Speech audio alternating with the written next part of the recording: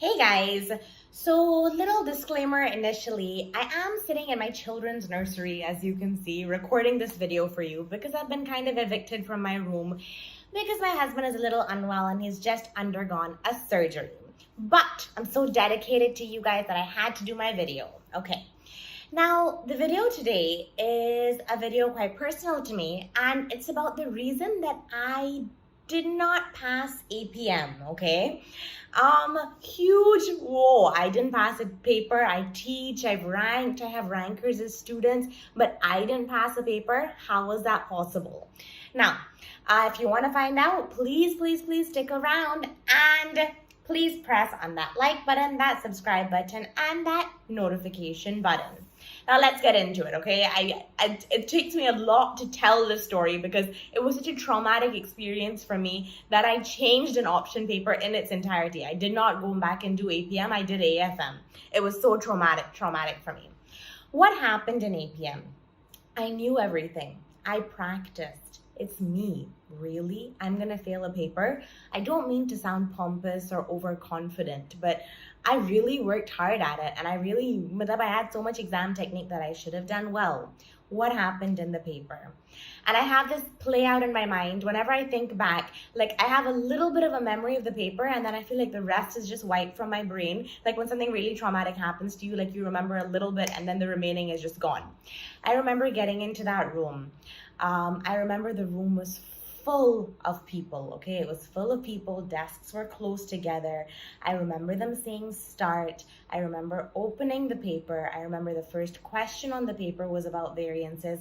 And I remember the people right next to me writing really loudly. I don't know how a pen could make that much noise. And calculating even more loudly. Goodness, at that point, I lost it. It was variances. I love variances. Love means love variances. You had to calculate them and comment on them from a business point of view, but I blanked out. All I remember was wanting to get up, throw up, run away from the room, and never come back, okay? And of course, I had a panic attack in the paper, right? That's what happened, and I did not pass the paper. And when I got the result, I was like, oh, I did write the remaining of the paper. I did what I could. But during the paper, my hand froze for 10 minutes. A lot of other things happened. But basically, why did all of this happen to me? Obviously, yes, it was a panic attack. But what could I do to ensure that this did not happen in my next papers? It had never happened to me before in life. Why was that happening to me now? And what could I do to ensure that it did not happen in my future papers? Well, let me tell you, I took this experience and I turned this experience around. No, I did not go back to APM. I did AFM, which I was way happier with, but I took this experience and the paper that I did after APM was ATX, and I pulled a rank in that paper, not just in India, but in the Caribbean and in the US. How did I manage? It was me. Nothing changed. It was me. I worked as hard. I loved studying. I loved doing exam papers. I did everything the same. What changed? I did 5 things, and I'm going to tell you those things. Now, before I tell you those things, you better subscribe, like, and hit on that notifications button. The first thing that freaked me out about exam papers was the time. It's a time-based paper. You have 3 hours and 15 minutes. What I realized is that in the last 30 minutes of the paper, I wrote the most bullshit possible. I remember in the last 30 minutes of the paper, if I didn't know an answer, I would write, I guess God knows, but I would write something. I would kill my hand. My handwriting would be illegible. I would change right answers to wrong answers because that last 30 minutes I had to use means I had to use. What did I do about this? Whenever I did past papers for ATX, I did the paper in 2 hours and 30 minutes.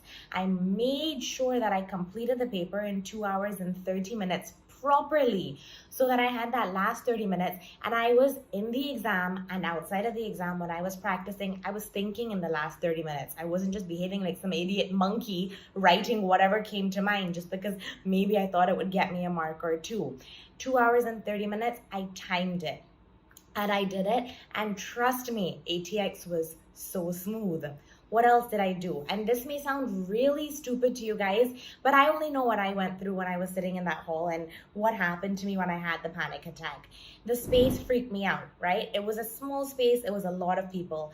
I went to Starbucks and I wrote papers, okay? Starbucks is an enclosed space. There are lots of people, and I ensured that I wrote enough papers in Starbucks to be comfortable in an enclosed space with people around me chit-chatting and still maintain my focus and not lose my cool. I did it, guys. It sounds crazy, right? A lot. But I was really traumatized by what happened to me just because I couldn't believe that it happened to me.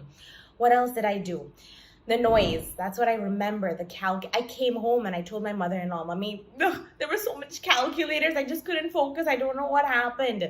And it was the calculator tapping and the noise of the pens and just, I don't know, weird things that I was just hearing. Whenever I did a paper, if I was doing it at home, I mean, outside, of course, there was noise, but if I was doing it at home, I would YouTube calculator tapping noises and I would play it softly in the background. So I trained my mind to do papers in the noise. And so when I did it in the exam, there was no stress. I was so used to it that there was no emergency for me, right? Like, it wasn't new, so I was just so comfortable with it. The fourth thing, what really freaks me out in exams is and there's no bell in ACCA exams, but they say last 45 minutes, last 15 minutes, right? I recorded myself, and when I had the timer going on, it would play last 45 minutes, last 15 minutes. So I was used to that. Also, imagine, like, everything I could think of that freaked me out about the exam, I replicated and I overdid it, okay? And it worked, I'm telling you. And the fifth thing, which I do with my students now, when I make a revision schedule for you the day before the exam, I ask you to do nothing. When I was in Barbados, I would go to the beach and lay down.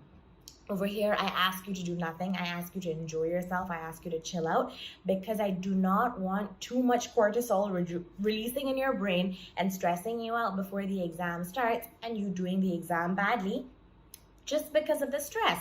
So if you're not going to do that, because some people think I'm crazy to take the day off of the exam before the exam, but right before you go into the exam room, please do not sit there and try and learn anything new. You're not going to register new knowledge at that point. It's not gonna happen. I like Friends, so I turn on an episode of Friends and I watch and I laugh before the exam. And trust me, that is the mindset that you want to enter an exam in. Now, I'm telling you this based on my personal experience of what happened to me, but these things that I've taken and I've replicated have actually helped me in job interviews when I was nervous.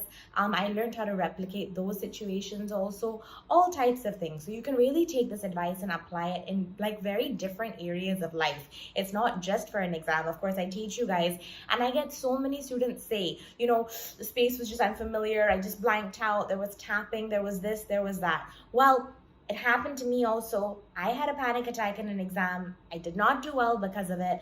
And I use the panic attack to make sure that I do not get them anymore. And that my future experiences with stressful situations are smooth. So again, if you've liked the video, and I hope that you have, I hope that it's provided some insight to you, because it's very personal to me what I've done, please do like, subscribe, and hit on that notifications button. Until next time, guys, I'm sorry, or I don't know if you like my little scene, but this is my kids' nursery, and yeah, that's it. Bye, guys.